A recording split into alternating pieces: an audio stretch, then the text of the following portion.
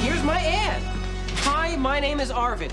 If yours is too, write Arvid, P.O. Box 475862, et cetera, et cetera. Well, what do you think? I think it's a lousy way to meet girls. Well, what's wrong with trying to meet other people named Arvid? I've met one. Believe me, it's no big deal. Okay, Blunden, this is an official locker search. Open up. Dr. Samuels, that is an invasion of my privacy. Come on, come on. I have a graffiti vandal to bust. I'm looking for spray cans. I wouldn't do this if I were you. Don't threaten me. What's the combination?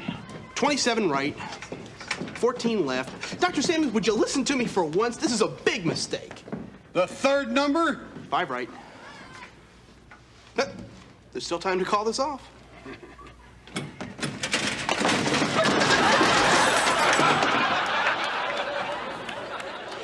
I had this completely organized. Good morning, history fans. Good morning. And congratulations, Darlene, on another splendid edition of the Fillmore Spartan. If you think that one was good, wait till you see the next one, the Lampoon issue. Oh, satire. Yeah. Yes, we did one with my college paper when I was at Idaho State. Tried to find something to offend everyone. Came up with a parody of Life magazine, Life in Idaho. All the pages were blank. Yeah? You had to be there. That reminds me, for the Lampoon issue, I'm gonna need contributions from everyone, okay? Okay. And I have an announcement to make. Sarah Nevins, constant contributor, peerless proofreader, and friend, has been appointed assistant editor to take some of the load off the overworked editor-in-chief, me.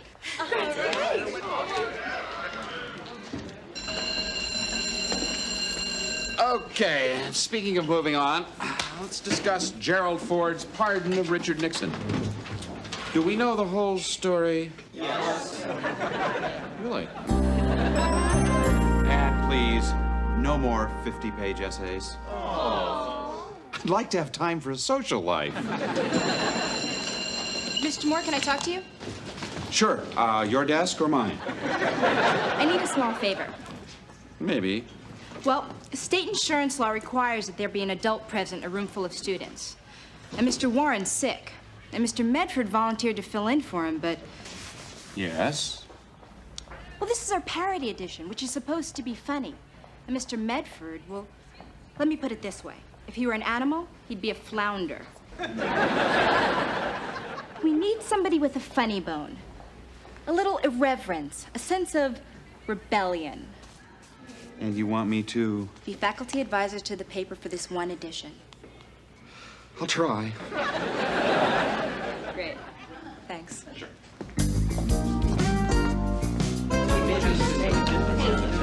Okay. All right, you guys, what about this? What about doing a parody of The Inquirer? Good. I like it. I like it. I like it. Something like Dr. Samuels outbids Elephant Man for remains of Michael Jackson. I've got it. Oliver North to be spokesman for shredded wheat.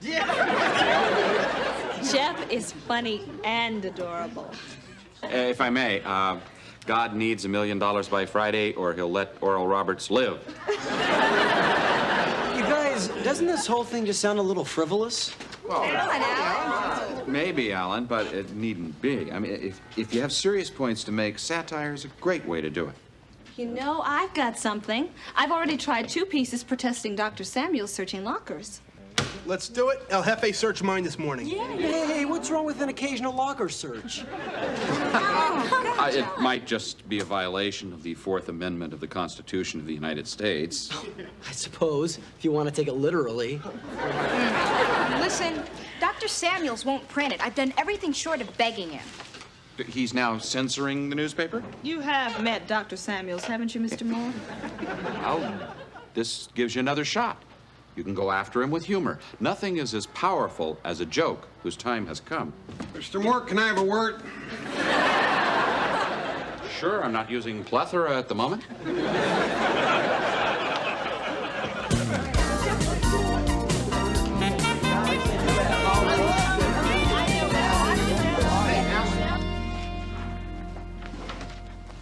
He's looking at us. Who? Jeff. Don't look. Sarah? He is so cute. Yeah? He is pretty cute. I didn't notice it before, but there's something about him that dials my area code. Here he comes. He's coming over. Oh, my God. You got that right. I just remembered we've got a date. You what? Darlene, I've got to run. I'll see you at 7, okay? Jeff. Let's try to get there early. I want to see the Celtics shoot around. I think we should get our hot dogs before the line gets too long. But, Jeff. Plus, it's cap night. The first 10,000 people get free Knicks caps. That's great, Jeff, but I can't go. Darlene? No, I'm swamped. I've got papers to edit, advertisers to call, and I've got a meeting with the printer. Are you losing it? This is the Knicks and the Celtics. Cap night. Him. I'm sorry, can you sell the other ticket? But I got the tickets for us. I want to go with you. I know, and I feel terrible. Maybe somebody else would like to go. Anybody here want a ticket to tonight's basketball game? $12. Eric? Nah, you go ahead. No, would you lend me the $12? How about you, Sarah? Oh, I don't know. I got a lot of stuff to do. But it seems a shame to let it go to waste. Great, then it's settled. Well, I guess so. I'll meet you in front of the garden at 7. Okay, I'll be wearing... No, I know what you look like. Oh, gosh, I feel funny, Darlene. I mean, it was your date. I'm not that crazy about basketball anyway. Yeah, but you gotta be crazy about Jeff, right? Well, he is cute. I'm not sure. No, I'm not going. Our friendship is too important to me. Sarah, it's not like you're sneaking behind my back. As a matter of fact, you're helping me out. All right? Oh, do me a favor. Would you read this?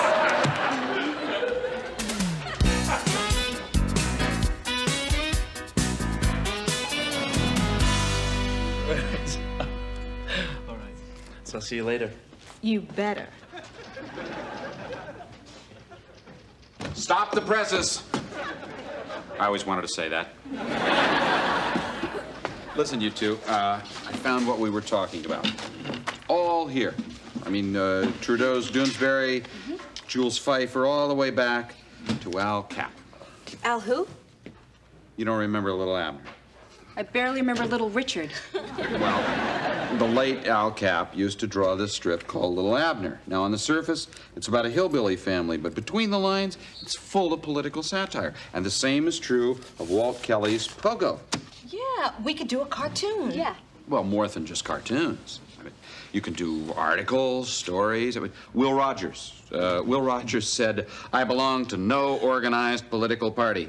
I'm a Democrat." Think about it. I'm already thinking. Mr. Moore, can I ask your opinion? I'm not sure I'm right for this parody thing. You have to be mean and put people down. It's not me, but I tried. Well, let's hear what you have. Okay. Jim Baker's not broke. He still owns the mineral rights to Tammy's face. You're doing well.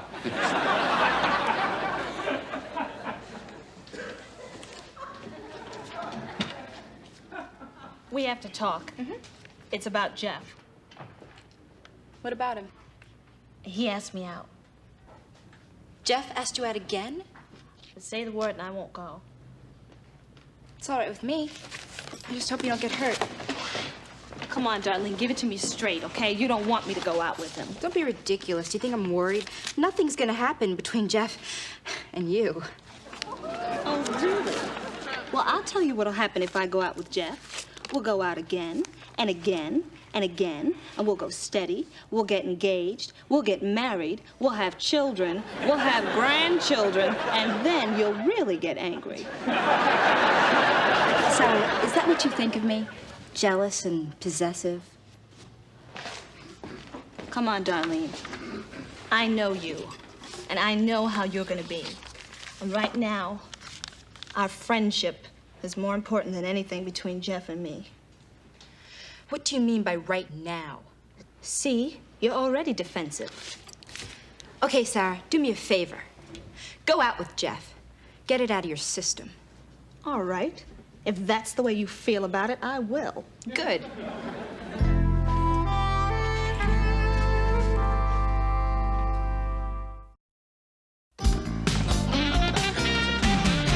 Janice Chihuahua, my first Arvid letter. Listen to this. Dear Arvid, I attend the Bostwick School in Brooklyn Heights where I maintain an A average, except in gym from which I'm exempt. Weak ankles. My extracurricular activities include the Stalagmite Club, Larva Watchers of America. And during the summer, I attend accordion camp. Looking forward to meeting you for the purpose of exchanging ideas and microscopic slides. Warmest personal regards, Arvid Snurge. Well, isn't that something? Amazing how two Arvids can be so different. Hey, now you guys ought to try this. You know, Jawaharlal, wouldn't you like to meet other Jawaharlals? You know, that's a pretty unusual name. Are you kidding me? Half the people in India are named Jawaharlal. Oh, what are the other half named? Mrs. Jawaharlal. All right, check this out. Fillmore Chess Club suspended for using steroids. What do you think? I like it. Yep. Listen up, everybody. I think I found a way to put the locker search thing into this issue in kind of a funny way, like Mr. Moore was saying. Our principal as a Latin American dictator, Papa Doc Samuels, strongman of Fillmore, Amnesty International protests human rights violations in South Africa, Chile, and Fillmore High School. That's great, Sarah. Then I go into a whole thing about the censorship, the locker searches, and all that kind of stuff. So what do you guys think? That's best thing we've had. It's clever. It's clever.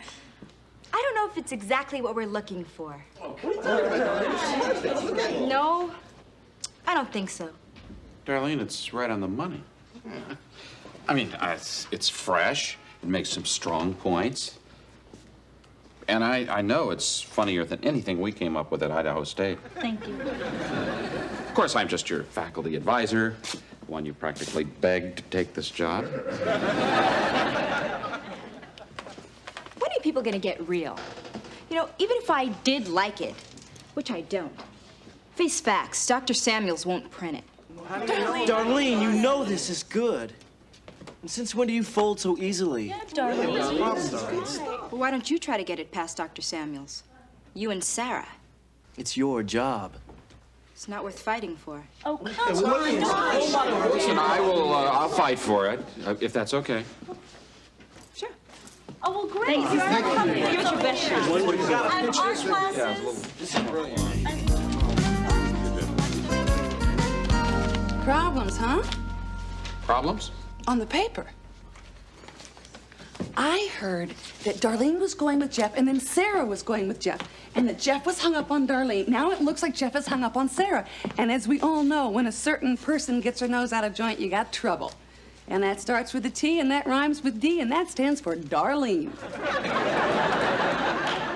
I see. Plus, you got Sarah. Starts with an S and that rhymes with mess. How do you know this? Janice told me. Mr. Moore, you wanted to see me? Bits and pieces. Ivan Boesky to address Ethics Club. Joan Collins to undress Ethics Club. Art classes wax dummy of Mara Koch wins fourth term. Yeah. They do this every year. What's on the front page? It's sort of an affectionate tribute to the man who makes it all work. No kidding. Let me see it. It's kind of a nice picture, I think. Is this your idea of a joke? No, it's their idea of a joke. It's satire, Dr. Samuels. It's just fun, you know, that's respectful joshing. I look like I'm in the cast of Evita. Well, they're kids. They paint with broad strokes. This is not going in. Oh, come on, Dr. Samuels. It's not your newspaper, it's their paper. I won't be portrayed as a tyrant, as a despot. As a man who tramples on the rights of people. Yeah, they're probably reacting to random locker searches and arbitrary censorship. I'm not looking for pastrami sandwiches in there, you know. No, but you are violating their rights under the Fourth Amendment, and they do have a right to complain about it under the First Amendment. Well, let them complain. This is a free country. Thank you very much. All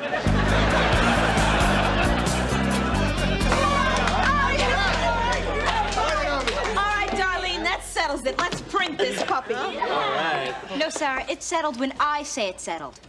And I don't want to do it. Darlene, I just went 3 rounds with Dr. Samuels. Let's not waste that. I can appreciate that, Mr. Moore, but I've thought it over, and I don't think that it's something that we should print. Come on, Darlene. This is important, not just to me, but to the whole school. You have to print it. I'm the editor. I decide what to print. Well, print this.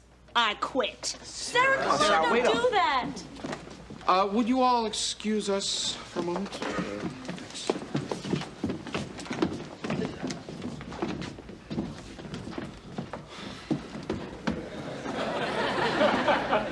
I'd kind of like to hang out and see how you handle this, if you don't mind. Why don't you tell me about it later?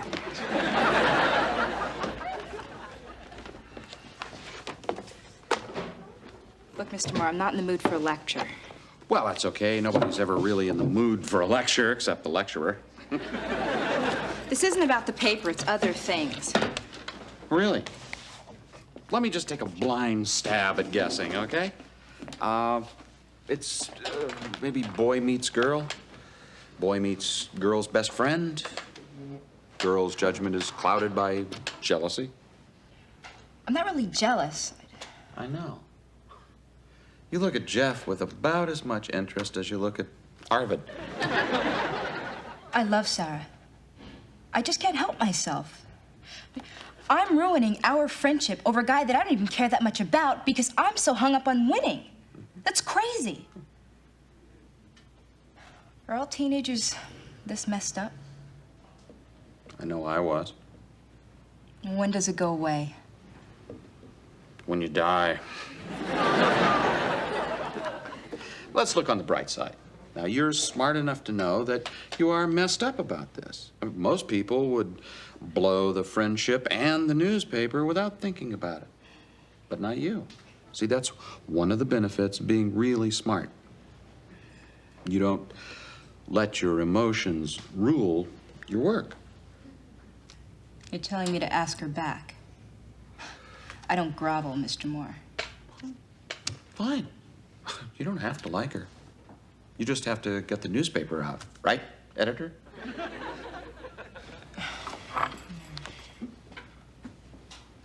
I'll talk to her.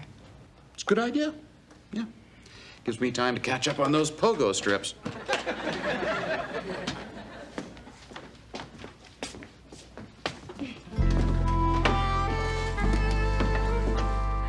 You want to get Darlene? We'll ostracize her. We'll pay people not to talk to her. We'll put crazy glue in her nail polish bottle. Great, please.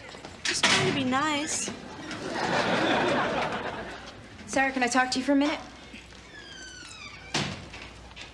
Bye. Look, I don't like having to watch you and Jeff make goo-goo eyes at each other. But I do think that I overreacted. Personal feelings aside, I think that your idea was a good one, and I would appreciate your help in finishing the paper. Personal feelings aside, I'll be happy to help you. Good. See you downstairs.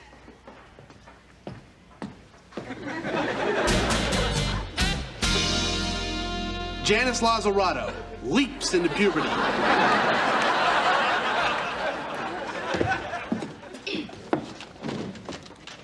I've decided to concede to majority opinion and print Sarah's story. Okay, come on, here we go. Well, start the presses. Yeah.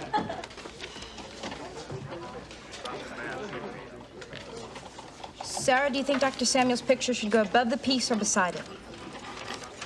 How about this? Think so? Yeah, I think it looks good.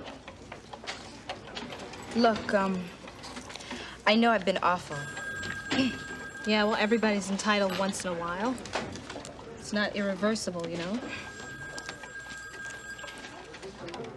Right. What about there? It's good. So, is there any way that I can apologize without actually having to apologize? I'll think about it.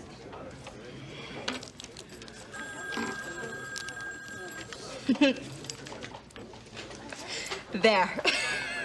That's it. That's it. We did it. We did.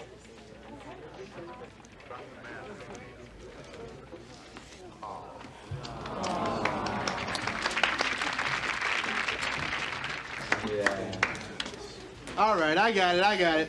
Okay, everybody, he's got it. Elvis speaks to Dr. Samuels. Tells him, "You're the king now, baby." I think he's got it. Thank you very much.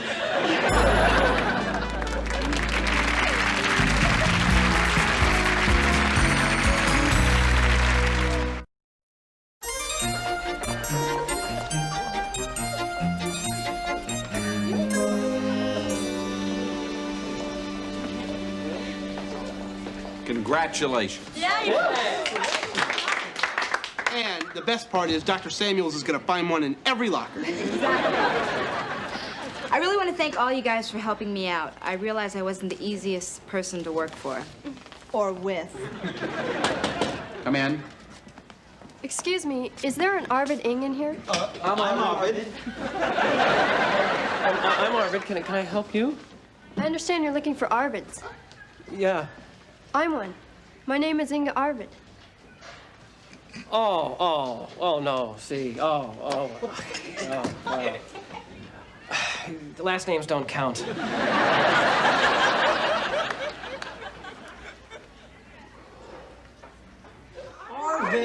I can make an exception in this case.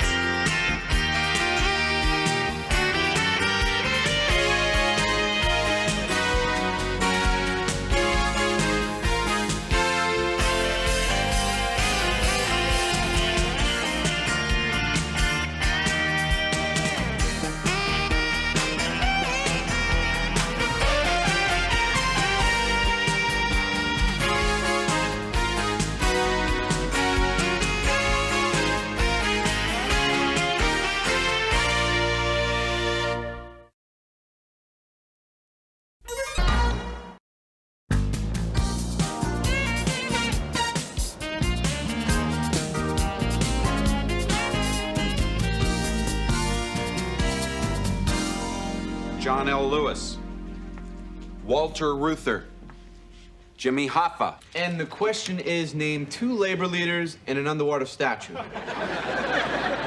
Thank you, great Swami, but there's a little more to it than that. You see, before men like this organized labor unions, people could be asked to work incredible hours under dangerous conditions for practically no pay. Oh, sure, Mr. Moore, take the workers' side. Alan, labor unions can offer some benefits. Okay, say that there's an aspect of my job that prevents me from doing my work. An example of this might be... Mr. Moore, this is really important.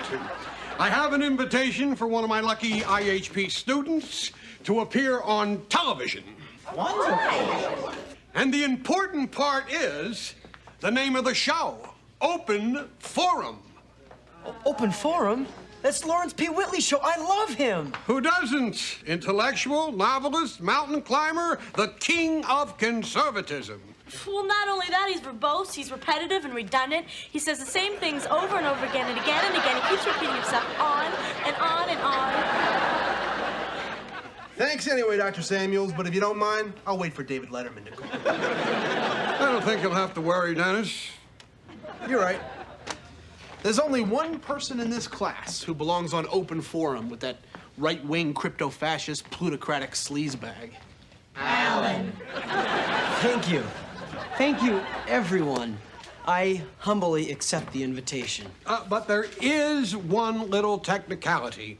The open forum people have requested essays from each of you stating why you would like to appear on the show. But I thought that I was going... Alan, this is a democracy. Everyone gets a chance. Of course, when Whitley reads your essay, he'll think he's grown another right wing. Go team! Anybody else who wants one of these applications, come get it. So nobody else is going to apply. You heard Dr. Samuels. It's a pointless exercise. Yes, Alan's got it all sewn up. I'm pleased. At least your greed didn't drive you to try to get the $400.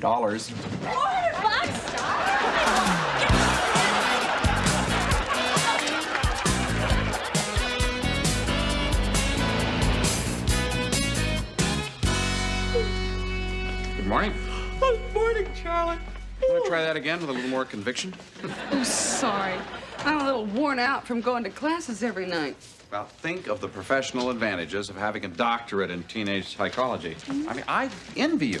You'll be Dr. Mira. That'll drive Dr. Samuels crazy. Well, he'll probably change his title to Emperor. Well, has the mail come yet? I'm just sorting it now. Well, don't sort. Look! Well. Open forum, Lawrence P. Whitley. Well, don't just stand there with the thing open. Well, better go to class. Well, I tell you what, why don't we share it with the class? Morning, everybody. Good morning, sir. How are you? Good morning. How are you? You all know Dr. Samuels, of course. Yeah. Will you get to it? Oh, yeah. I tell you what, Dr. Samuels, be my guest. This is a letter he's very curious about. I'm going to let him open it.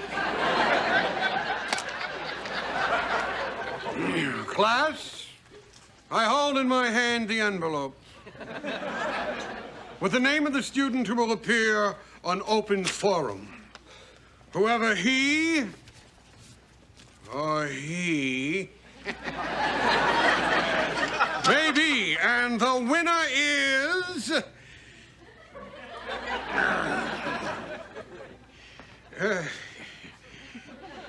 Dennis? What do you want? They picked Blunden. Tell me it's a mistake, please. Huh. Selected to appear, Dennis Blunden. First alternate, Alan Pinkard. Oh, hey, they're right after Dennis. Allen is the funniest. Congratulations, Dennis. Thank you. Whitley picked Dennis? That joker? That buffoon? I prefer to think of myself as a comedic engineer. I'll check on this. Well, I think we should congratulate our winner and our alternate. Alternate? That means nothing. It's like vice president. Right. Alan, you can't win them all. And Mr. Moore, this is insane. I worked 10 hours on my application. I defended Reaganomics, nuclear arms, and I even came out in favor of acid rain. Now, Dennis, what could you have possibly written to top that? Yeah, Dennis, I'd be curious to hear this too. Sure. Well, let's all hear it. Do you mind reading it aloud, Dennis? Sure. And not a big deal.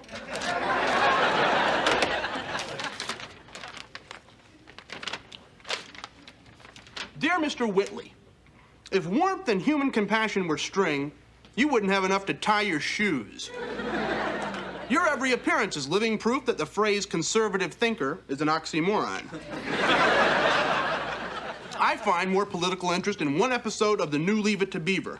And I wouldn't be on your stupid show for 1,500 double cheeseburger Whoppers. Respectlessly yours, Dennis Blunden. Right?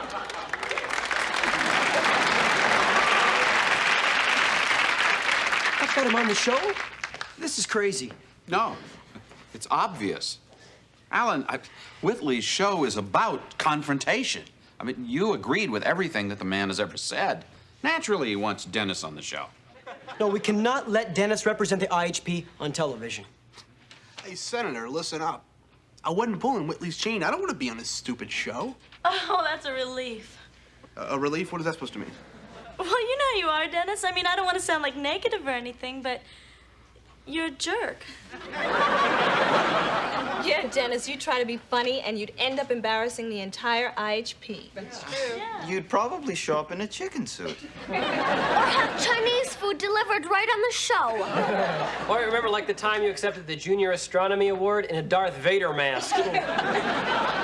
Well, maybe the show does need a little lightening up. Mr. Moore, we are not talking about lightening up.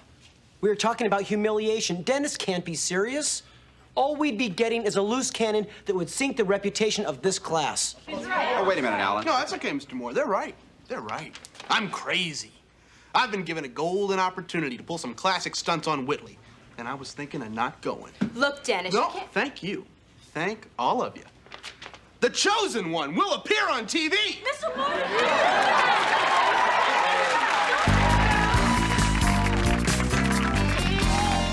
Mr. Moore, here is a deeply troubled young man who desperately needs some help from you. Well, that's what teachers are for. Tell him. Mr. Moore, why is it that bad things happen to good people? Or in Dennis's case, why do good things happen to despicable people? We've got to keep Dennis from appearing on the show. Now, you go talk to him, you hear me? Misfit the misfit. Look, they picked Dennis. For whatever reason, they liked his application. They chose him. Now, I happen to think that a battle of wits between Dennis and Whitley could be interesting. It's not going to be a battle of wits. It's going to be a wit against a half-wit, and I'll tell you exactly how he's going to do it. He'll start off by telling a joke.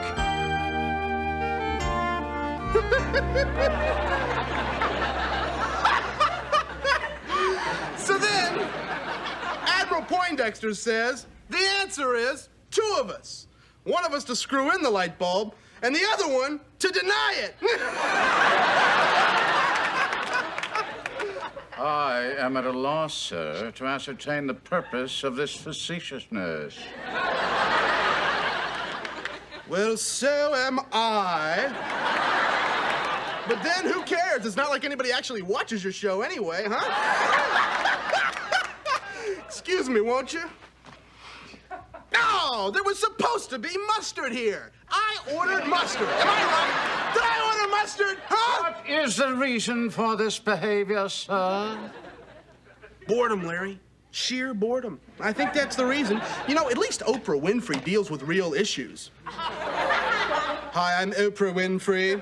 Today's subject, men who wear animal suits and the women who love them. Enough. Enough. Who is responsible for this living educational malfunction? Charlie Moore. Do you want that on your head? Stop worrying, Dr. Samuels. Dennis is going to be terrific. Excuse me, Mr. Moore. I need your opinion about the show. Sure. What do you need? What do you think? With or without the time? Without. Yeah, I think you're right. Besides, it'd clash with my hat. Dennis, hold on. You're in luck. During lunch hour, I found 1,001 tasteless jokes for any occasion. Could come in handy, eh? Thanks, Mr. Moore.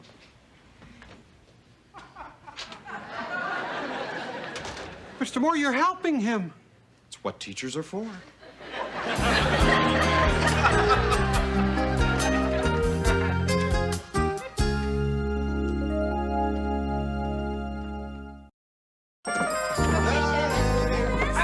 Dennis! Okay. Here it is. We are laying it on the line.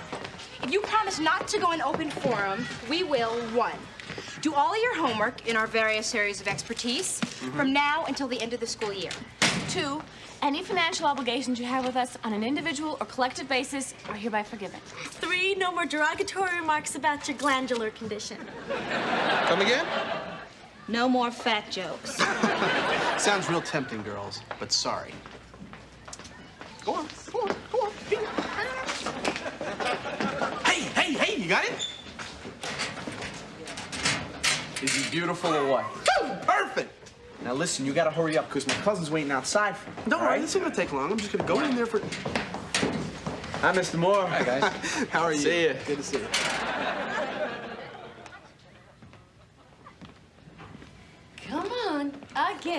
Breathe in, breathe out. Breathe in, breathe out. Isn't that better? Come on. Once again. In, out. Keep it going. Keep it. Oh, Dr. Samuels is experiencing a little anxiety. Over Dennis appearing on open forum, huh? It's the end of that small pocket of civilization I call the IHP. Mr. Moore, they'll take it away from me.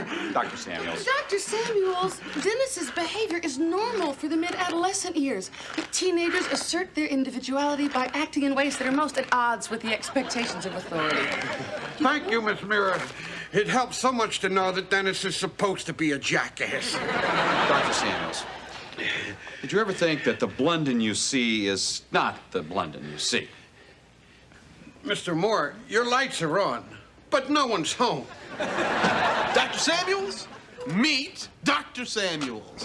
I named him after you, sir. I thought I'd take him on the show to argue against Whitley's Latin American policies. He's from there, you know. Dr. Samuels? Dr. Samuels? Shut up! Shut up! Get out! Get out! Get out of my office! Get out of my office! Come on, Dr. Samuels. Let's go learn our jokes from Mr. Whitley. Mr. Whitley. Nice bit. I'm impressed. Stop encouraging him! My God, I feel like I'm trapped in a harem over here. Charlie, I think the child's setting up the patient. Give it back. Come on. Give it back. Breathe in, breathe out. Good. Hey, Dennis, you got a minute? Sure. Yeah, I was just curious about what else you had cooked up for the show. You're really interested. Nobody likes a good joke better than I do. Okay. I thought I'd start with, Knock Knock. Who's there? Khomeini. Khomeini who? Khomeini missiles did Reagan sell to Khomeini?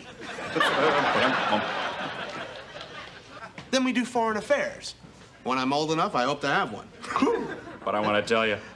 No, but seriously. Okay. If he starts in on Star Wars, I counter him with a slightly more traditional weapon. The old pie in the face. What do you think of that? I love it. You sure? I mean, I don't want to overdo it. This is a once-in-a-lifetime opportunity. Oh, you're right. Mr. Moore, what's the catch? There's no catch. It is a once-in-a-lifetime opportunity. If you want to use it to hit Whitley in the face with a pie, I'm all for it. I think if I had the opportunity, though, I'd want to leave him standing there with a little reason and logic dripping off his face. And you're subtly suggesting I try to do that. Not at all. I think you should do what you want to do. Okay. Okay, let's just say for laughs, I decide to take Whitley on. What am I going to say? What would you say to get through to a guy like that? Me? Yeah. Well, I'd probably start out by outlining something. But, Mr. Moore, surely among our rights is the right to fail. In a free society, there are winners and losers. Businesses go bankrupt every day. Should we shed tears? Now, they don't go bankrupt if they're Chrysler or the Continental Bank. Who bails out the little man? Government protection for all, Mr. Moore. Well, if not protection, at least a level playing field. I mean, individual freedom is freedom of opportunity, is it not? Well, I suppose so. So, therefore, society is responsible for guaranteeing each of its citizens an equal opportunity to be self-supporting and to live with dignity. Yes, I think you're right.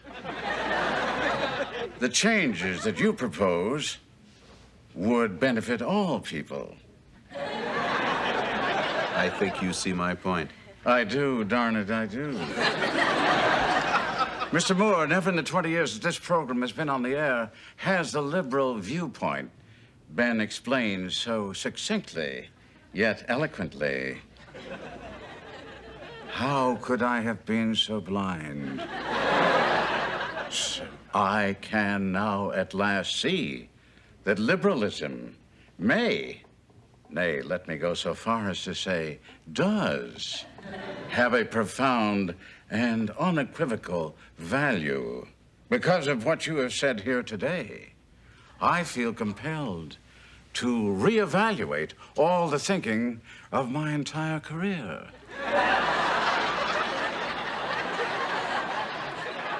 Mr. Charlie Moore, I surrender. May I shake your hand?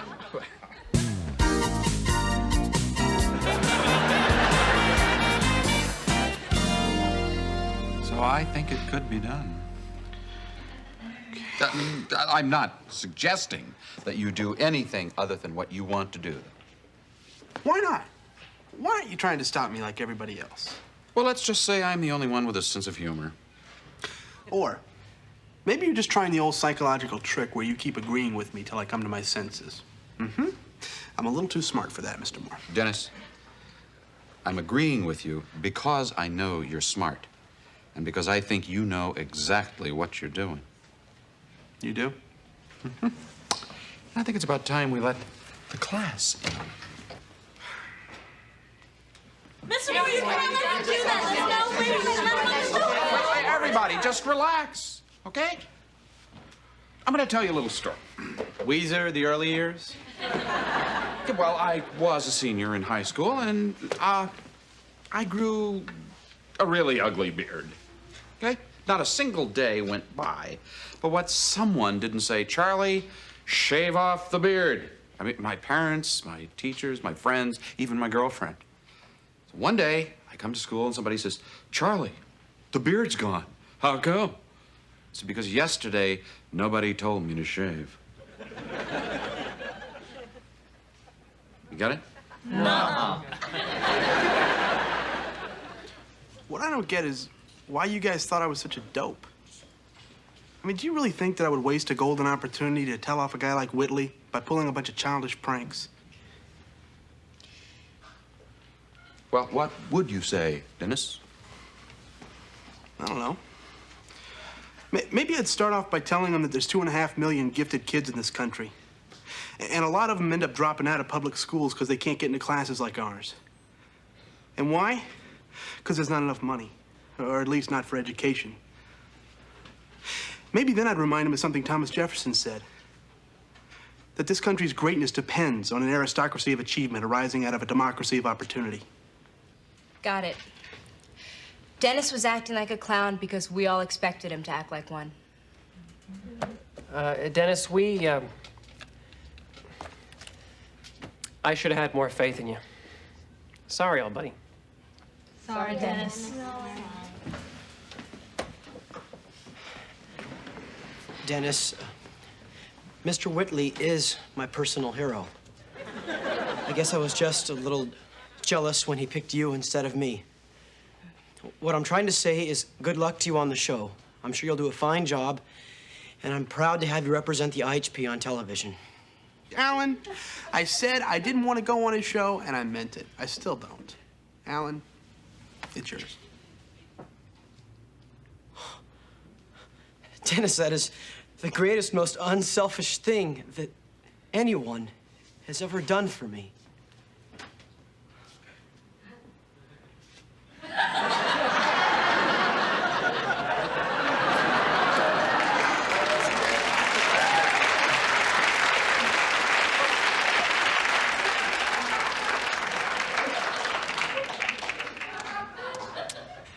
Well, I guess when it comes to judging people, we all learn something about making assumptions, huh? And I've learned something special about faith. Which is?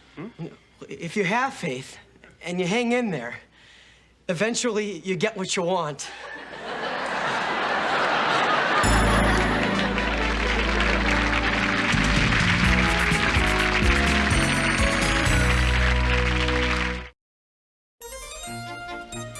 Well, at least everything worked out for the best. Not what I expected. All's well that ends well.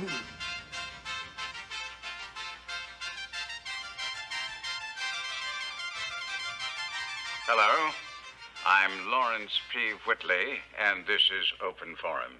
Today we're addressing the question of what kind of educational programs best serve high-ability students.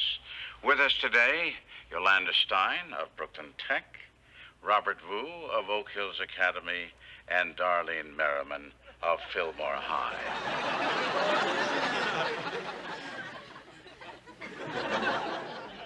Alan Pinkard, originally scheduled to represent Fillmore's individualized honors program, will not be appearing today due to an unpropitious attack of measles.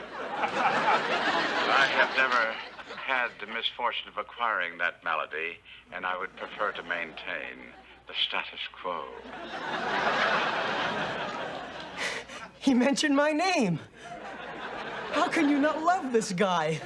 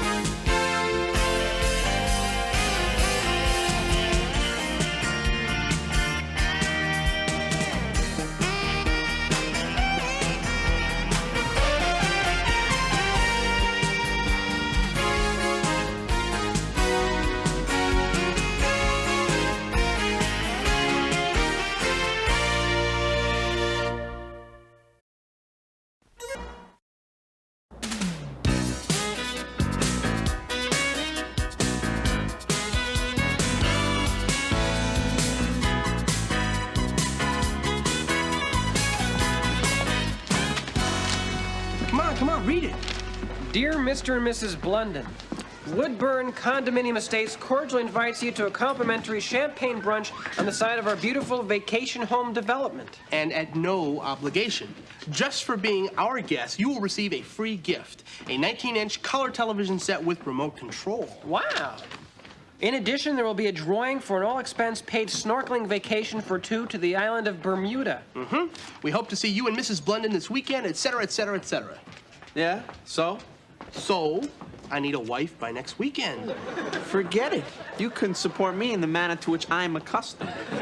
Besides, they'll never believe you're married. Oh, really? Fake driver's license, fake marriage certificate, fake wedding ring. Dennis, are you really going to do all this just for a TV set? No, it's not just for the color TV. Imagine me, Dennis Blunden, floating over the coral reef in Bermuda, snorkeling. Isn't that dangerous? Dangerous? Yeah, you could get harpooned. Well, let's get started here. I've got your essays on important historical assassinations, and Simone's paper on the murder of Napoleon was very impressive. Especially since Napoleon died of natural causes. Not quite all. Arsenic. Really? How's that? She cites a lot of medical evidence indicating that Napoleon's illness while in exile on the Isle of St. Helena was due to his being slowly poisoned. One of the officers in his entourage was secretly working for the French royal family. Sure. You know, you're always ready to blame everything on the rich. Well, Janice, you find Napoleon boring, or are you just a royalist? Hi. Hi. Oh, I'm sorry. I'm going over to Dvorak's cello concerto. Well, I'm sorry. I was going over history. Since it is my class, I guess I win. Mr. Moore, I have to be 100% ready. I'm challenging Christina Reed for first chair today. She's first cello and I'm second. If I win, it's the other way around. Isn't she pretty good? I can take her. Oh, come on, Janice. Christina Reed is gonna blow your doors off. Yeah, she's some kind of musical prodigy or something. She's practically a genius. But I am a genius. I'd be first chair by now if I'd been rigorous enough with myself. Rigorous enough. Mr. Moore, face it. I'm a gifted child. If I apply myself, I can do anything. And today at orchestra practice, I'm gonna kick some butt. Now this I've got to see. Good luck, Janice. Yeah, Janice. Good luck. Okay.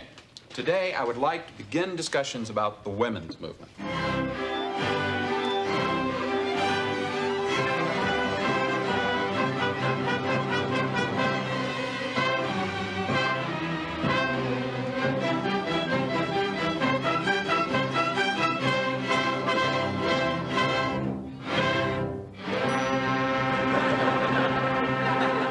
Amazing. Almost everyone played almost all the notes. Next time, we'll try to play some of them together. Now, before you go, we have a challenge for the first chair in the cello section. Our second chair, Janice Lazzarato, is the challenger, and the piece is Dvorak's cello concerto. I think we'll start with Christina. Ready, Mr. Kimball.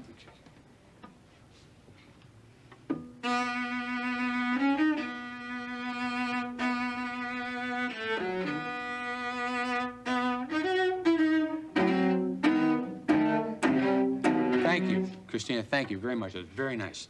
Janice? Wait. Go ahead.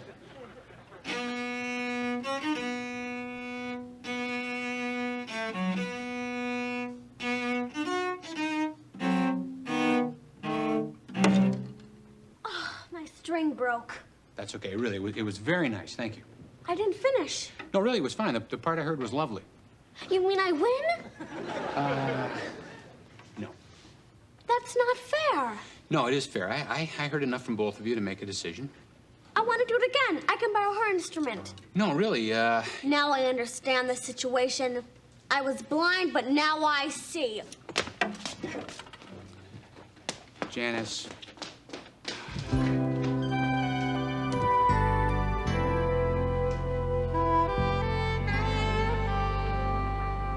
Come on, we'll get out of the city for the weekend. We'll have a nice champagne brunch. We'll mingle.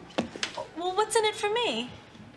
I understand they're giving the wives complimentary wrist corsages. Dennis, come on. Do you honestly think that anyone's gonna believe I am your wife? Simone, you know, when you and I get up to Woodburn Estates, we may actually decide to buy one of those condos.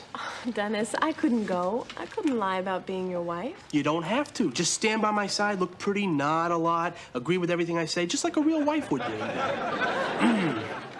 Probably shouldn't have said the part about the real wife. Probably not. Not if they threaten to stick a steel spike through my eye. There's an interesting no. Forgetting someone, Dennis? Why?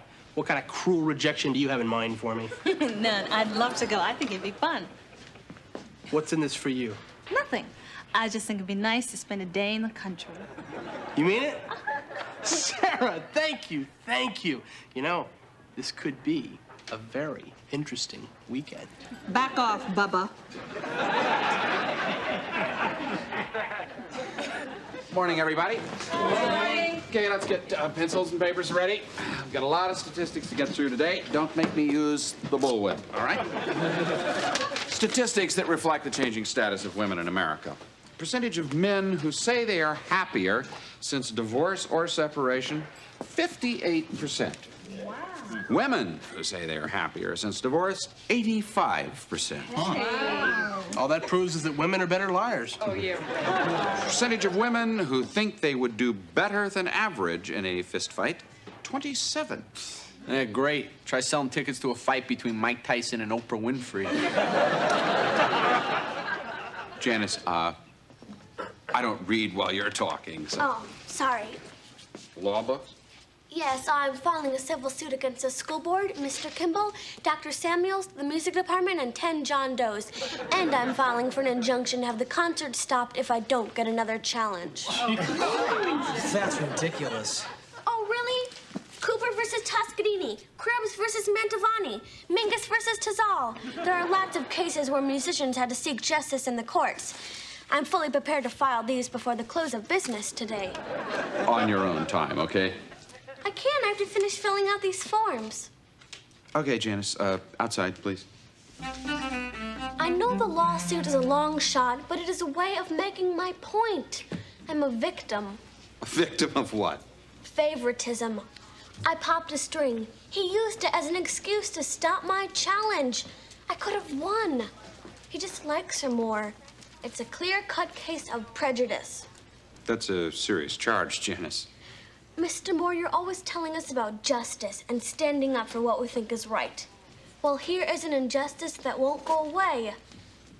In the words of Martin Luther, hier stande ich kann nicht anders. I really don't know how I can argue with that, Janice.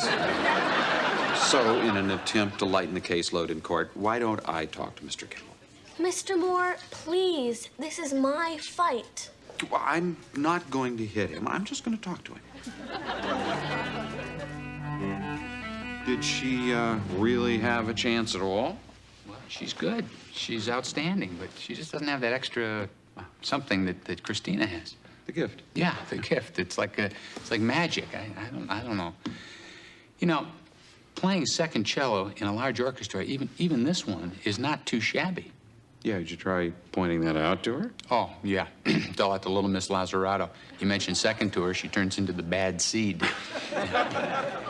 Charlie, I love Janice. I'd like to see her happy, but I've got 60 kids here. I got to think of the big picture. You know, I got a concert coming up next week, and I have to be more concerned with the music than the juvenile genius.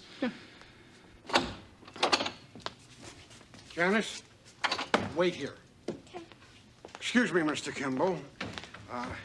I hate to throw my weight around, be dictatorial or authoritarian, but every once in a while, as principal, I'm put in a position where I have to. Afterwards, he feels dirty for weeks. Would you excuse me, please? Mr. Kimball, you run a fine orchestra here. It's a genuine source of pride to me and to the school. Well, thank you, Dr. Samuels. Actually, it's the best thing in my life. I can't imagine what I'd do without it. Good. I'm glad to hear that. And that's why my ultimatum will be so effective. I want you to give Janice another audition. I'm not saying she has to win, but if it's close, you do what you think is right. You can't be serious. I have the psyche of a future Nobel Prize winner at stake here. Look at it like this, Kimball. If Janice doesn't get the audition, hey, life goes on. But we might see Mr. Wafting conducting the orchestra here. And you, sir, coaching the girls' hockey team. So, all I want is a nice, fair rematch. It was fair. Well, more fair. Capiche? Okay. Everybody happy? Sounds fair to me. Janice?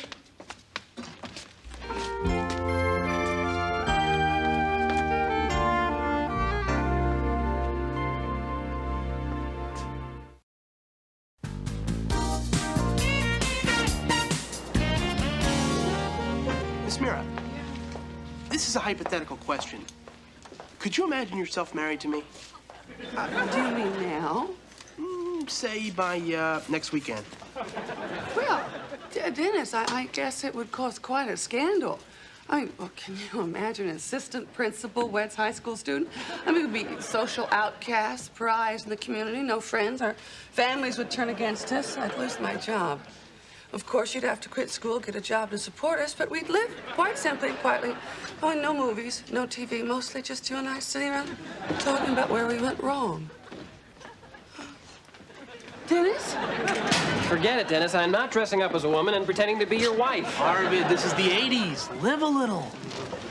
Janice, I think we ought to have a little talk. I know. You thought that was really slimy of me, going to Dr. Samuels. Well, let's just put that aside for a moment, okay? See, they play hardball, I play hardball. That's one way of looking at it. Christina's got Mr. Kimball wrapped around her little finger. I've got Dr. Samuels wrapped around mine. Wasn't pretty, but I had to defend myself. What's the one thing I've always tried to teach you about history?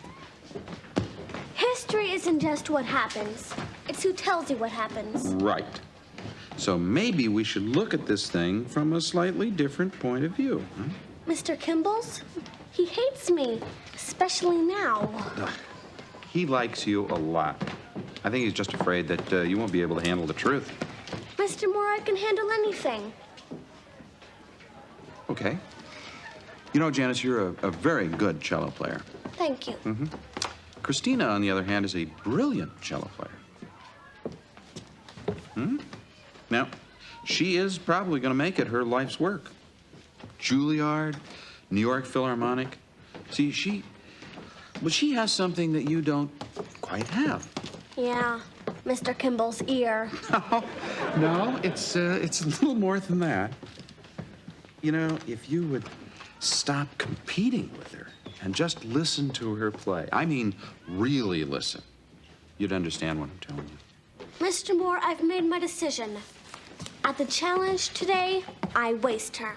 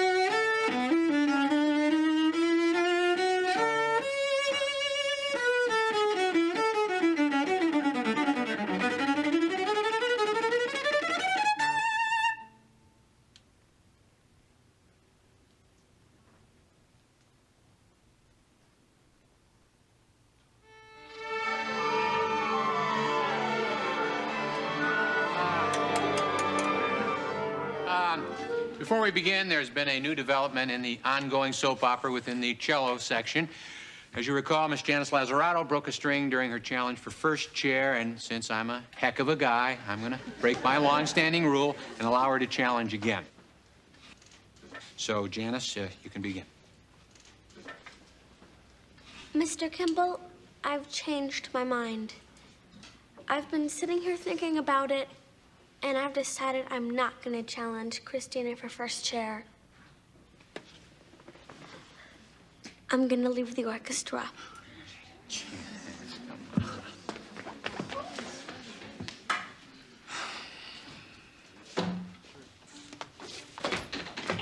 Janice. Listen, I'd hate to think it was something I said that made you quit the orchestra. I guess that's because of what you said. I really listened to Christina play. And for a change, my ears weren't plugged up with jealousy, envy, and spite. Yeah, she's pretty good, isn't she? Good? I don't want to get too technical, but next to her, I stink. Second chair is quite a distance from stinking. Doesn't matter anymore. I will never play the cello again. Well, that's a shame. Look on the bright side.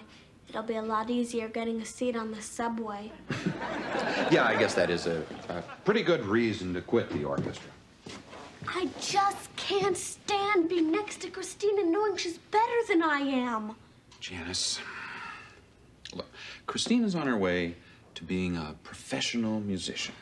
Now, you're on your way to running a space program, but you're an amateur musician. Not only an amateur, a has-been. Okay, you're the Latin scholar. Now you think about amateur. Well, it comes from amateur, meaning someone who loves something. Right. Somebody who loves something, not somebody who's lousy at something, but loves something, like you love playing the cello. I can't believe you would really give that up.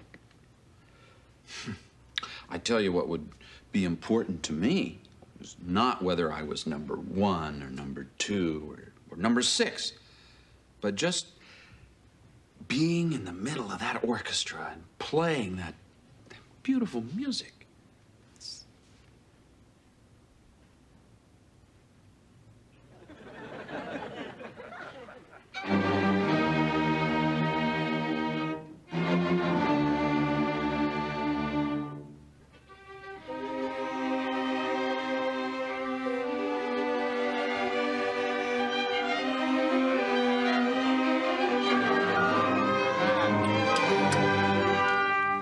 That was what we in the music world refer to as a train wreck. Let's try to get this thing back on the rails, okay? I think Janice has a couple of words she'd like to say. Go ahead, Janice. I don't really want to leave the orchestra. I love the orchestra. And I don't plan to challenge Christina for first chair anymore. I heard her practice and I realized what a fantastic player she is. And so if you'll take me back, I'd be proud to play next to her. Maybe I can learn something. Back in that chair, you big lug.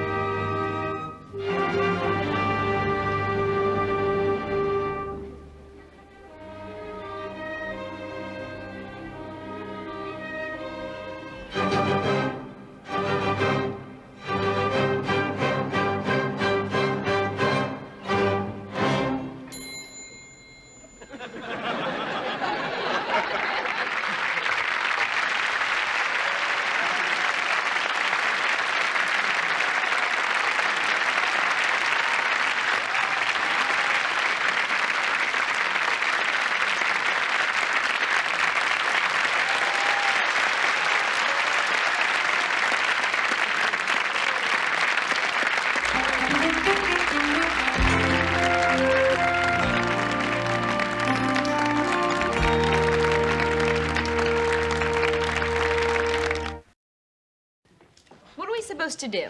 Just help out. Add a few pointers. Give the female mystique. Okay, come on, let's try and be helpful. Okay. All right. Okay. All right, Dennis, come on out.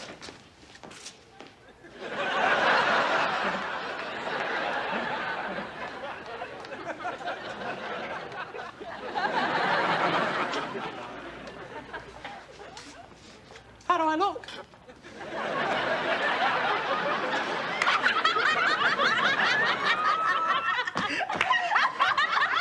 So you don't think it'll work, huh? Dennis, there's no way you can pass for a girl. Sorry, Dennis. You just weren't made for high heels. Arvin, I feel so sorry for you having to play. Still here, huh? Good night, Arvin. Good night. Girls. Good night. Good night. Good night.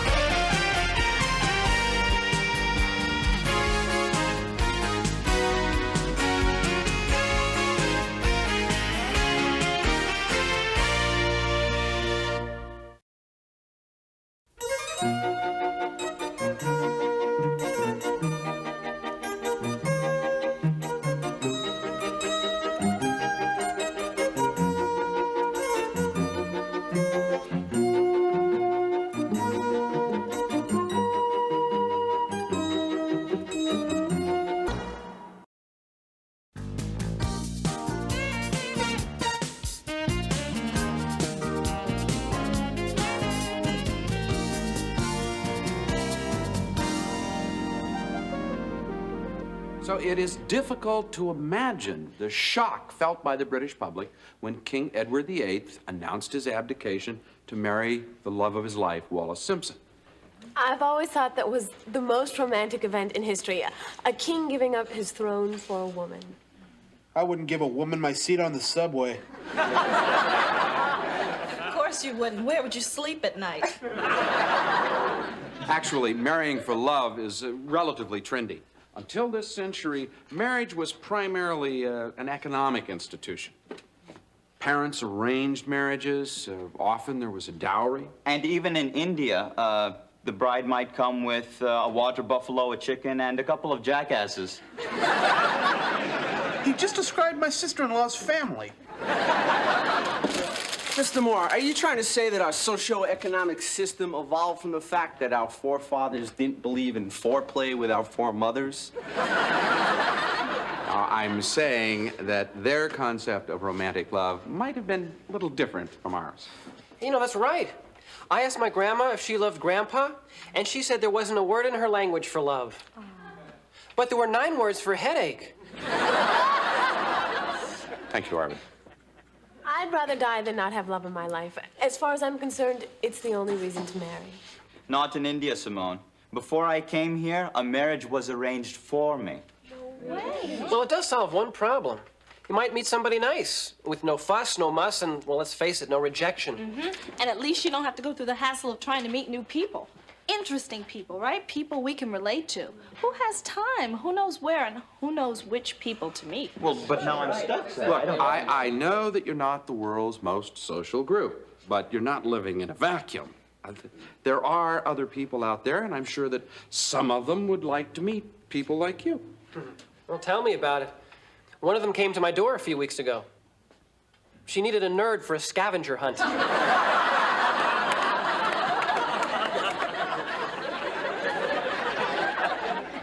Mr. Moore, we have agendas. We can't afford to spend our time trying to meet new people. Although I did get lucky once with Martha Cabot. You call that lucky? Now, speaking of Martha Cabot, what about all the people that you meet at your academic competitions? I mean, the science fairs, debates you're in. Well, we just compete. And then we get on the bus, or they get on the bus, and it's over. Right. By the time our palms stop sweating, they're gone. Did it ever occur to you that maybe their palms are sweating too?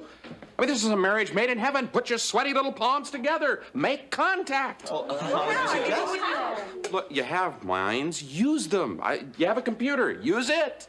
Hang on. You're suggesting a computerized dating service for us? I love it. Data doofus. Not a dating service. Merely a means of getting acquainted with other students like yourselves from different high schools. It's just a suggestion. You don't have to do it. Of course, I don't have to be sympathetic to your problem if you're not doing anything to solve it. Well, he's trying to do something. Yo, guys. I see it. This is doable. Well, come on, find something. Could we do it on your own time, please?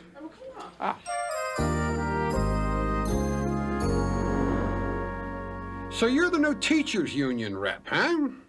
Let me tell you the way we do things around here, Mr. Moore. The teachers complain to their chapter leader. Too much this, not enough that. Espresso? No, thank you. Cappuccino? Cafe au lait? No, merci. Anyway, the chapter leader comes and tells me, too much this, not enough that. I say, you're absolutely right. I'll look into it. Great. Now, what we need now is a new coffee maker for the teacher's lounge. I'll look into it. No. I'm just asking you to okay a requisition for a new coffee maker. What's wrong with the old one? There is no old one. It's dead. Okay, you got it. Thank you. So how long does that take? Usually takes 6 to 8 weeks. To get a new coffee maker? No, before they start processing the request. What about this one? I mean, you got it in a week. Unfortunately, this was procured with an administrative request, as opposed to yours, which was a faculty request. How long does a faculty request take? Don't hold your breath. Well, that's outrageous. You're absolutely right. I'll look into it.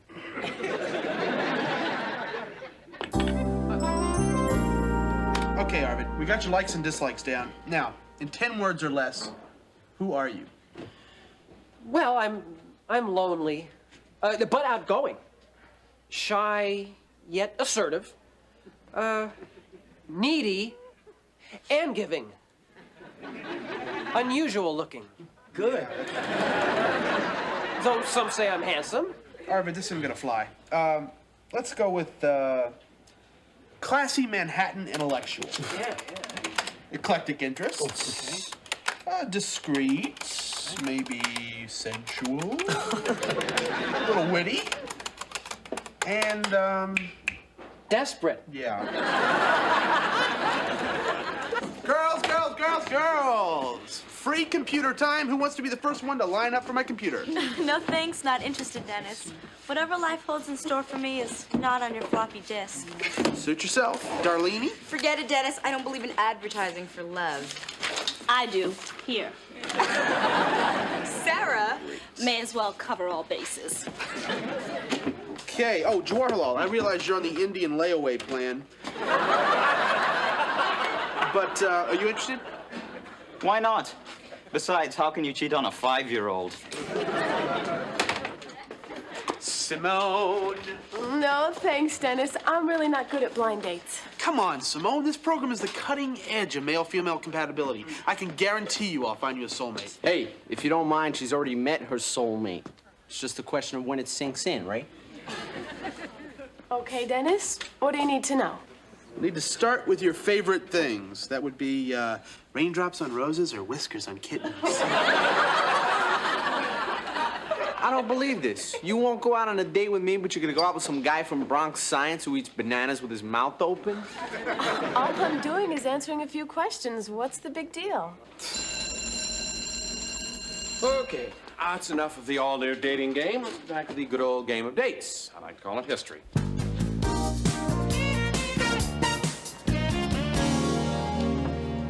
Okay, Dennis, you've had enough time. Give me a name. Come on, Arvid. You can't rush this kind of thing. Romances aren't made overnight.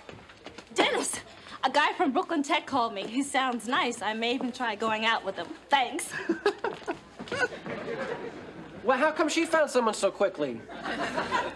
I'm more selective with you, Arvid. I mean, come on, there's not that many girls out there who like Mr. Rogers. Dennis, I apologize. I was certain this computer thing was just another one of your fiascos. But Muffy Van Pendleton wants to meet me.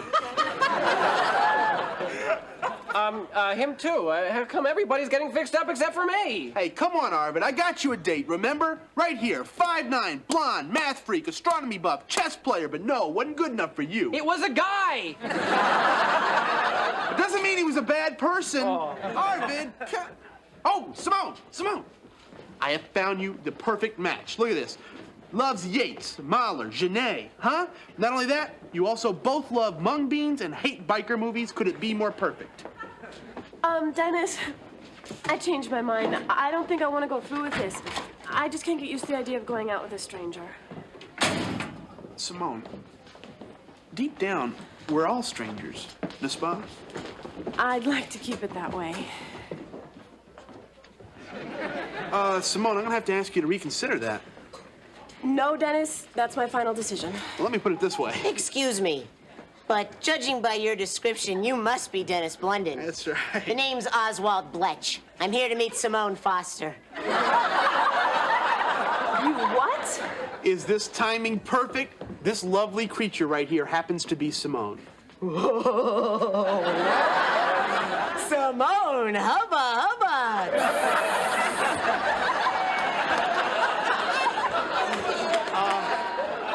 Well, now that you two have met, I suggest you get better acquainted. I have to go now. Dennis! I have to go. Hi, Eric. I'm sure you two will be very happy together. Hey, listen, my mom is waiting in the car, so I'll just run down the vital stats for you.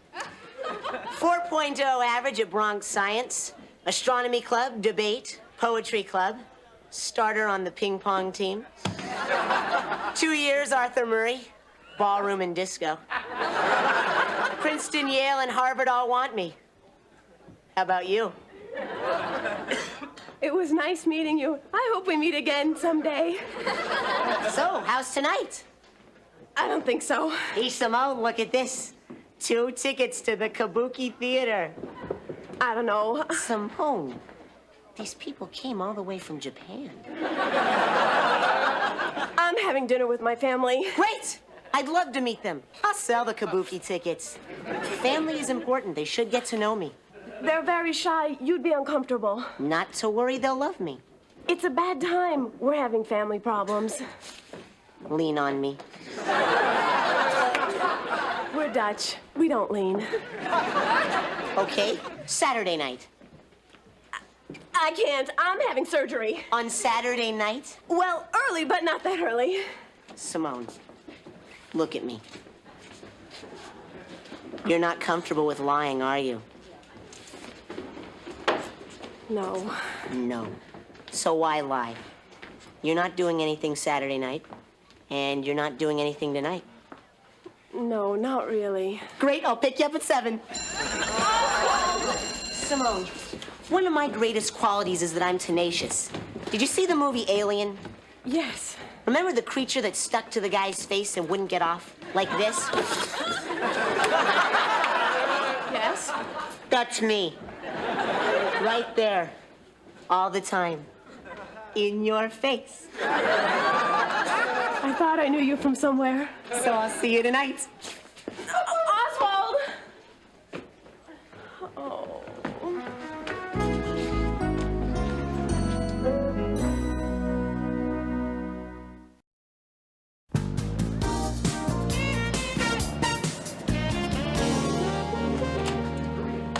Morning. Hi, guys. Hey, I made contact with Muffy last night. She sounds like a real snob. I think we're gonna hit it off. So, how's things with Oswald Belch? That's Bletch, and don't ask. Oh, you didn't actually go out with the Poindexter, did you? I don't want to talk about it. Simone, you went out with him? I didn't mean to. Oh, what do you mean you didn't mean to? How do you accidentally go out on a date? I can't describe him. He showed up at my house with these kabuki tickets, and he wouldn't leave. I tried to get rid of him. My parents liked him, and next thing you know, we were at the kabuki. He spent half the night under his chair looking for nasal spray. Afterwards, he dragged me to a coffee shop for a veggie burger, and the next thing you knew, we were at the all-night Lena Wertmiller Film Festival. Yep. And that's when you realized that the two of you were perfectly matched, am I right? Wrong. I hated every minute of it. I couldn't wait to get rid of him. So, how'd you do it? I didn't. I agreed to go out with him again tonight. What? It's the only way he'd leave. I don't believe this. All this time you've been turning me down. Now 2 nights in a row you're gonna go out with the lead singer of the Chipmunks? Eric, I can say no to you. I like you. Is that supposed to make some kind of sense? You're strong. You're confident. You can take rejection.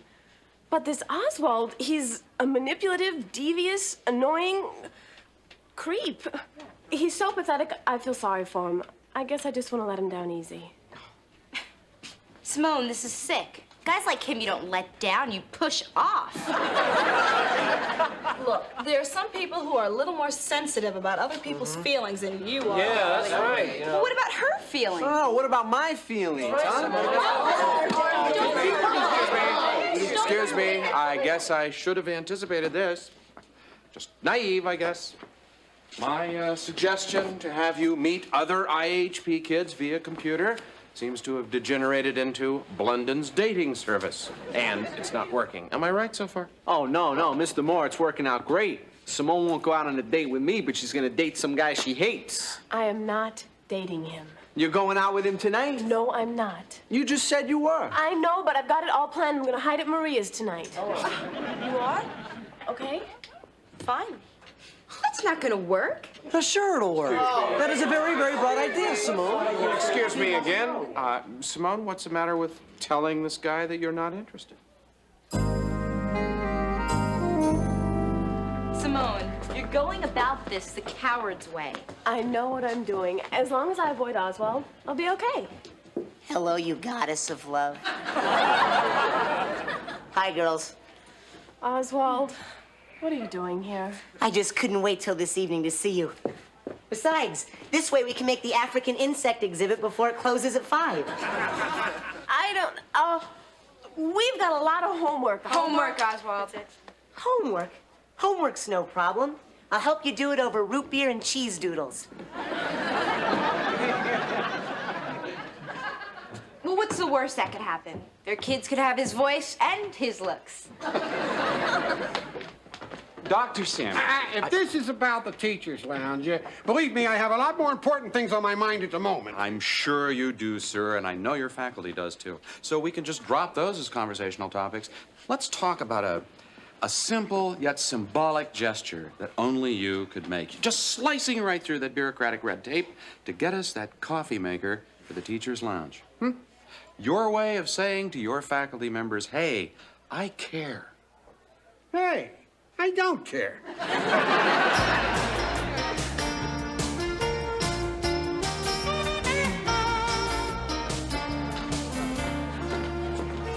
Mr. Moore? If a girl told you she loved you on Thursday, but that she fell out of love with you on Friday, would you believe her?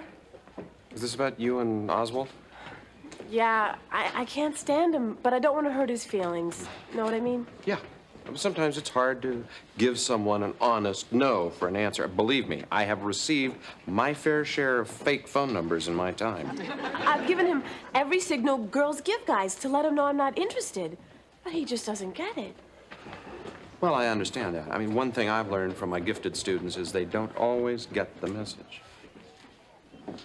I get it. No more Miss Nice Guy. I've got to be brutally frank and just tell him I don't want to see him anymore, and I'm going to do it tonight. Good. At dinner. Good. After the ballet. Okay, Alan. I'll agree with you. Aaron Burr had a right to be annoyed with Alexander Hamilton. Not enough to waste him in a duel. Excuse me. Don't you have a school of your own to go to? Well, I'm working on a transfer here to Fillmore, and I'm here to drop off my grades. Oh, no! Yeah. It'll be great being in class with you guys. And let me tell you something, you could use the competition. We could use some bug spray. And I brought a little something for my heartmate. It's a picture of me for your locker. Oswald, there's something I need to tell you. Simone, don't you and Oswald want to step out in the hall?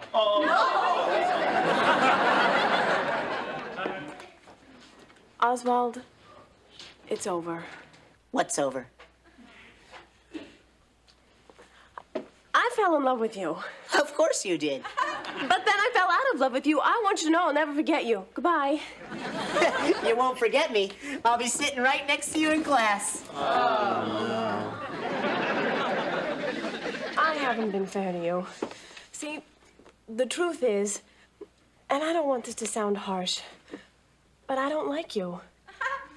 I never liked you. I seem to have a problem saying no. It's the only reason I went out with you. When I told you I loved you once, it was a lie just to get rid of you. Now, I want this to be perfectly clear. It's not because of another guy or anything else. I just don't like you. Maybe we should seek counseling. Oswald, didn't you hear what I said? It's over.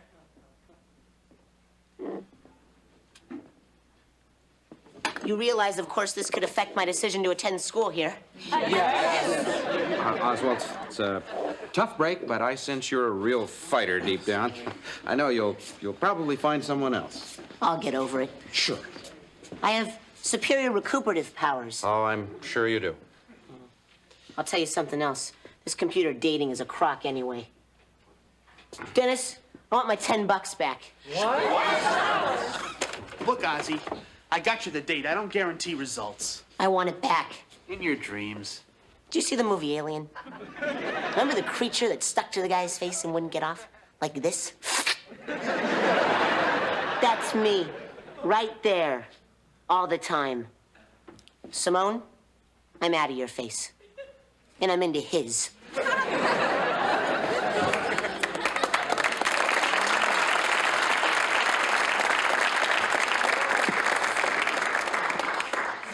Wow, what a nerd.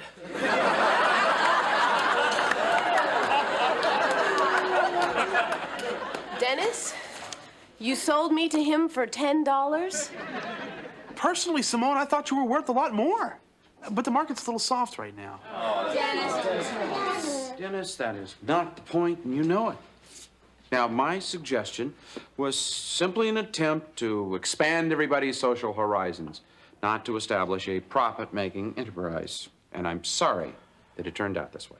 No, wait a second, Mr. Moore. Wasn't all bad. Yeah, some of us met some pretty nice people. Mm-hmm. And just think, Muffy Van Pendleton paid money to meet me. I'm thrilled. Sorry, Alan. Muffy stopped payment on her check.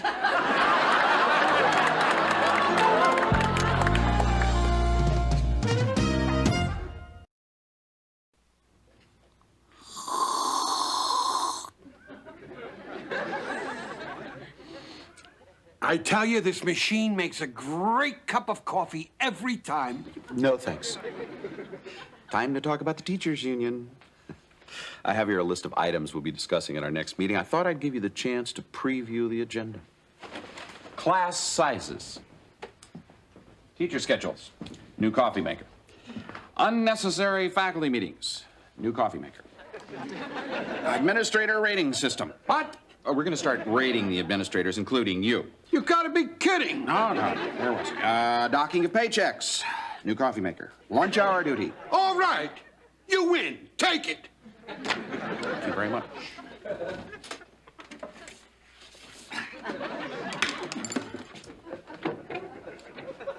Incidentally, if you could order about a dozen more of these little cups.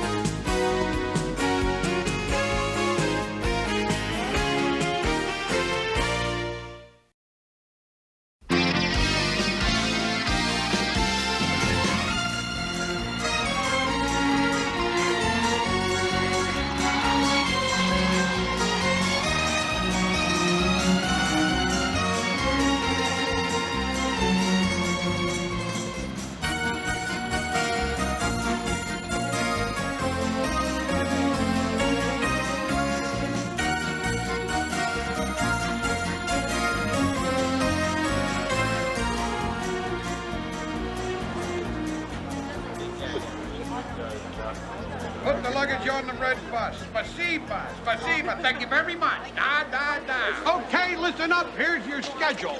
We check in at the hotel, study, dinner, study, and lights out. Tomorrow it's study, lunch, study, and then a reception where we meet the enemy. The day after that, we study, study, study, right up until the academic meet. All right, let's move it out, gang. Move it, move it, move it. As we drive through Moscow, I'll be pointing out places of interest from my guidebook. You got the architecture here. Where are you looking now? On your right is a typical Russian building with a typical statue in front. That's the poet, Mayakovsky. That must be the Kremlin. Not so fast. Let me check the guidebook. Yes, yes, on your right, the Kremlin. Dr. Samuels, can we stop and walk around? You get a better view from the bus, trust me. It's beautiful here. Here we have the famous Bolshoi Theater. Dr. Samuels, can we... Forget it. They're probably out of town anyway. Hey, Dr. Samuels, room service is complimentary, right? Wrong, London. It's the entrance to the Space Museum. Dr. Samuels, we gotta stop. It looks closed. Our hotel, built by Stalin. Scary times, politically and architecturally. Okay, everybody, stick together. Let's have a light lunch and start cramming. Excuse me, Dr. Samuels, but when are we actually going to get to see Moscow? You just saw it, comrade. Let's go, team. Come on, let's go.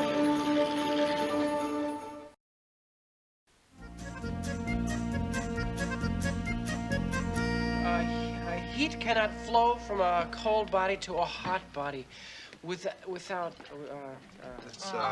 Are you guys still studying? We've got today, tonight, tomorrow, and then the morning of the meet.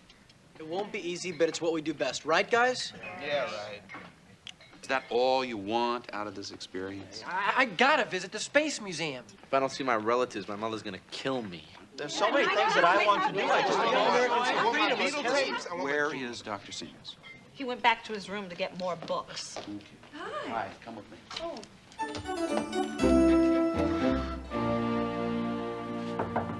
Dr. Samuels? Dr. Samuels? Dr. Samuels, we need to talk. Listen, are you... Dr. Samuels, we only have 3 days in Moscow, and you've got these kids locked up in the hotel studying. What are you doing? Shh. This place is bugged. Bugged? We're from a high school, not the Pentagon. Microphone in here somewhere. Really?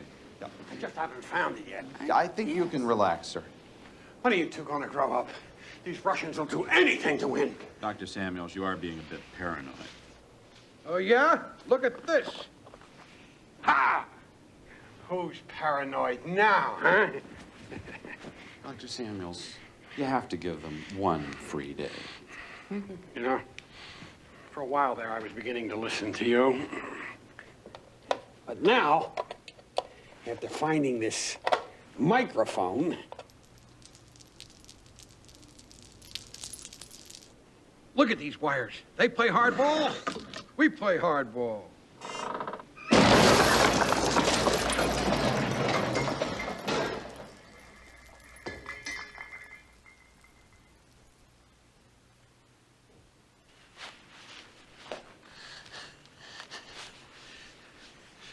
You heard nothing, you saw nothing. Capiche?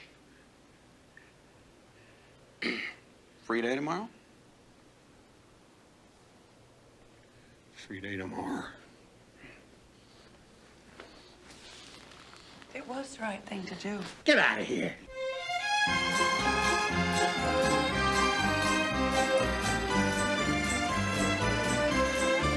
This is the most extraordinary building in Red Square, if not the world. I want to get a little closer. Come on. Well, this is it. St. Basil's Cathedral. It was built for Ivan the Terrible. And historians tell us that when it was finished, he liked it so much that just to make sure there would never be another one, he had the architects blinded. I think they're all working for Donald Trump now. Anyway, after this, I'm going to check out the Kremlin, and maybe Cathedral Square, Tomb of the Unknown Soldier. Anybody want to come along? Mr. Moore, Sarah and I want to get started on our video. Right. You did say a free day. That's right, and that's what it is. You're free to do whatever you want. I do want to remind you of 2 words. Gostinnica Ugrina? Those are the 2 words. That's the name of our hotel. Be there by 6 o'clock, okay? Okay. Enjoy yourself. Thanks. Have fun. So, I guess it's just you and me. What do you want to do? Let's go see how the other half lives. The other half? Come on.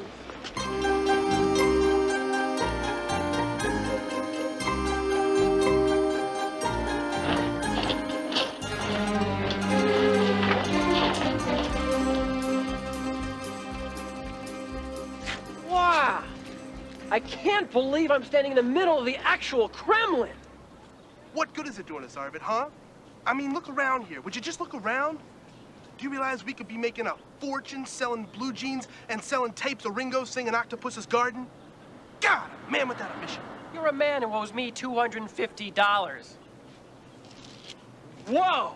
Look at this prehistoric missile launcher. Whoopee. This cannon was the largest in history, built by the son of Ivan the Terrible, as a deterrent to his enemies. It was never fired. Wow, this is the H-bomb of the 1500s. Take me with it, okay? Tourists. We've been reduced to being tourists. Smile. Hold it right there. What? Babe skis. Babe skis. Arvid, babe skis. Russian women, right over there. Would you look?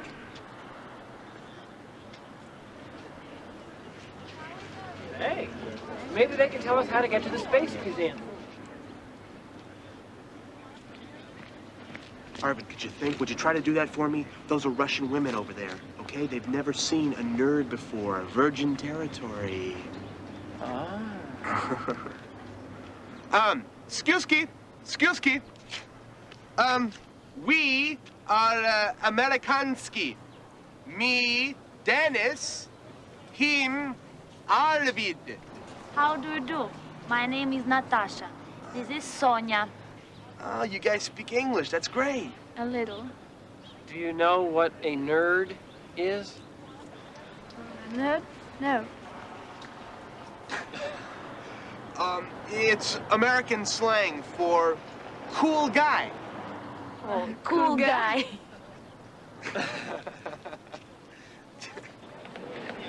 Hello.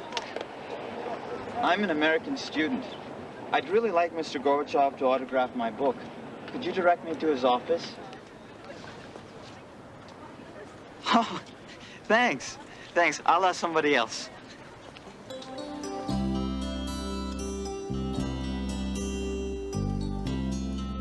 This is nice, you know? You and me together. Yeah, kind of romantic of being so far away from home. Well, what do you want to do first? Well, I don't care in what order, but I want to go to the Tomb of the Unknown Soldier and then see where Tolstoy lived and put some flowers on Chekhov's grave. Does anything interest you that also breathes? I also want to go to where Gogol was buried. He wrote one of my favorite novels.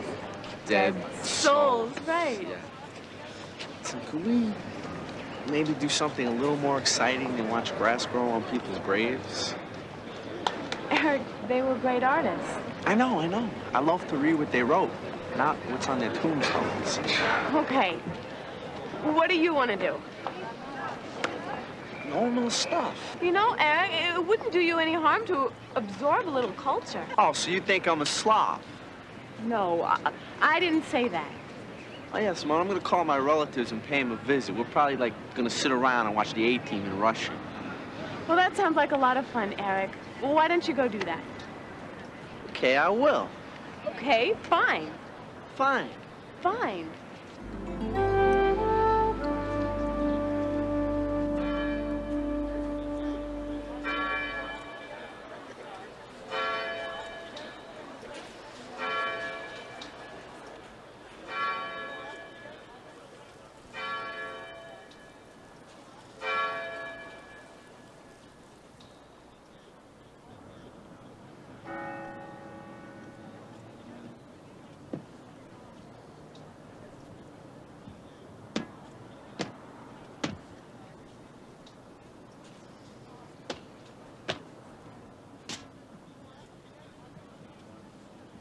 The changing of the guards at Lenin's tomb. Every hour on the hour. Every day of the year. Impressive. Yet to the Soviets who spend hours online here, an incredibly moving experience. Cut. Not bad. Can you believe this? A propaganda poster store. Alan, please, don't go in there. I know what's gonna happen. You're gonna get aggravated, and you're gonna get into a fight. I'm not even proud of it. It's incredible. Alan! Alan!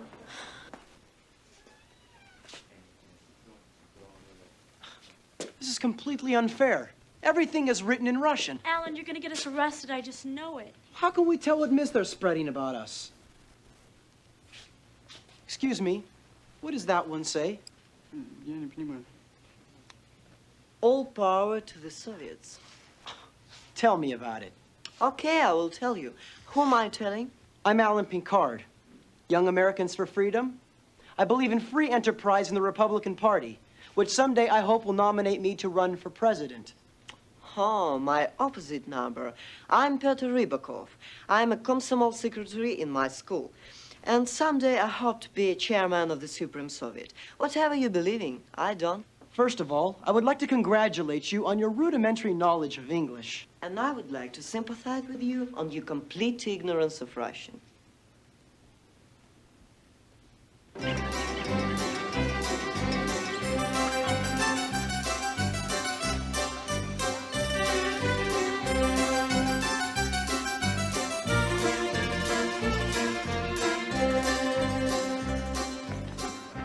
I guess they're talking about us. Do you think it's good? Shh, shh, shh. Did you hear that? What? I distinctly heard Natasha say KGB. They're gonna call the KGB? What do we do? We didn't do anything. We didn't touch them. Not yet. Yet? You know, Arvid, sometimes I think you're a little bit slow. Those are Russian women. I know that, Dennis. Well, obviously they know we're American science prodigies. They would love to own us. Your space, I'm weapons research. Those girls are on a mission. They were probably sent here to pick us up. Do you know how ridiculous that is? These are perfectly nice Russian girls who also happen to be very attractive. Oh, yeah? And when was the last time two attractive girls like that tried to pick up on us? Maybe they think we're sharp dressers. They want information, Arvid. Would you grow up? Their mission is to have sex with us and then blackmail us for information. Sex? Oh, God, how do we get out of it? Get out of it?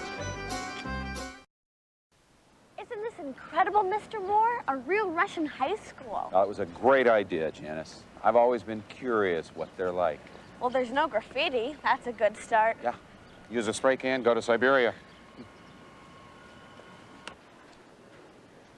I hope we're not intruding too much. I mean, coming off the street like this. Oh, not at all. Our 10th form English class will be very glad to meet you. 10th form. Yes. Great. Please. All right. Yes.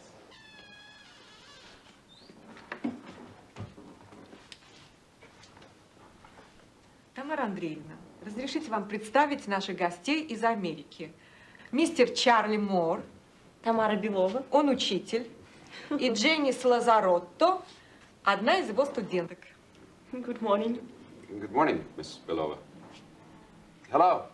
Hello. We're from Fillmore High School in Manhattan, New York City. Am I going too fast? No. Well, we wanted to visit your high school, and we wanted to say hello. Oh, if you can stay a few minutes, I'm sure my student would much rather practice their English by asking you about America than listen to me talk about transitive verbs, yes? Yes. Yes.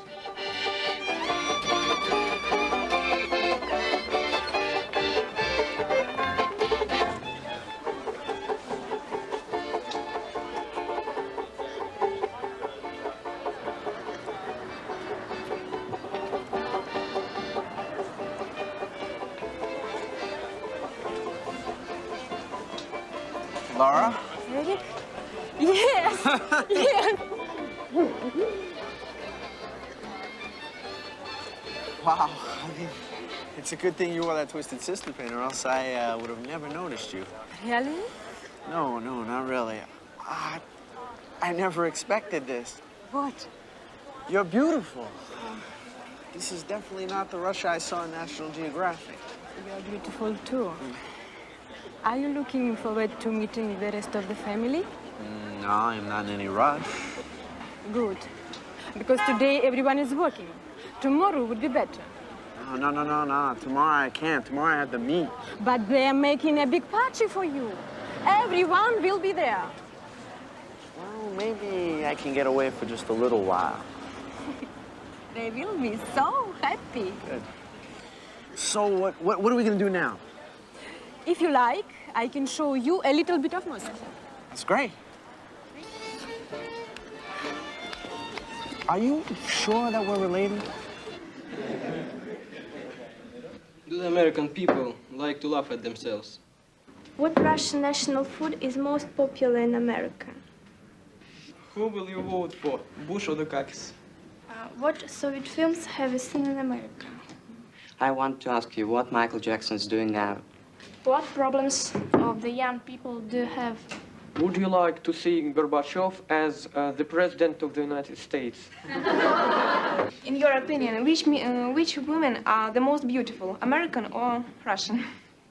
Well, when in Rome, I think in this case, Moscow, Russian women, definitely. Thank you. Oh, it's my pleasure, believe me.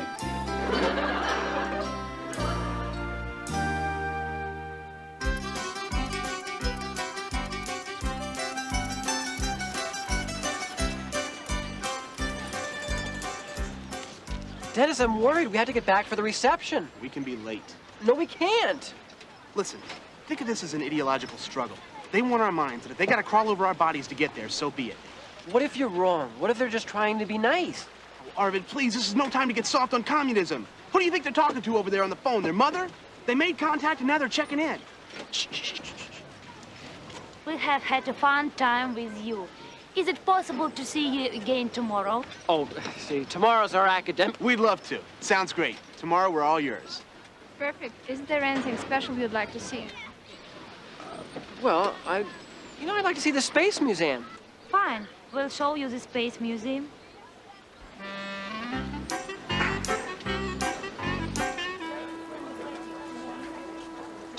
What about refuseniks? What's about blacks? Aha! Jesse Jackson was almost nominated for president. Almost. Sounds good. Means nothing. You know what you ought to try? Try having free elections. Oh, my God. Thanks for the good advice. Can you say that we don't need you to tell us how to run our country? Oh, I'm late. Wait a minute, you're not walking out on me now. Alan, we're late too. They're gonna be waiting for us. Perhaps we will talk again. When? In 30 years. If you actually convince your people to elect you. Goodbye.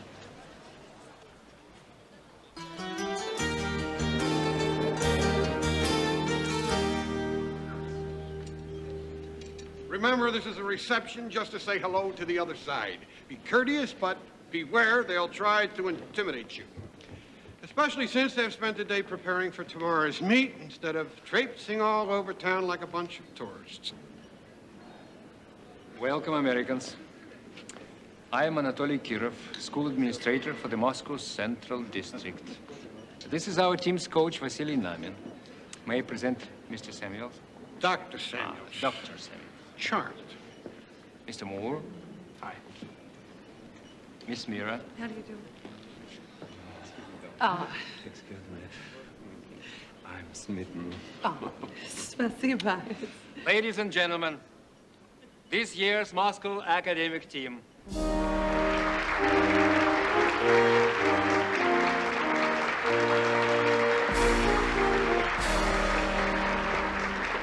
You're on a team. It's going to be a piece of cake. Eat borscht, Ivan. Darlene, it's a whole new team.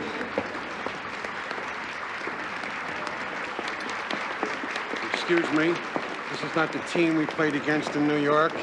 These are all different kids. Yes, you are right. But where are the kids we played against in New York? Unfortunately, none of them were good enough to make this team. Uh-oh. Черт возьми. What does that mean? Uh-oh.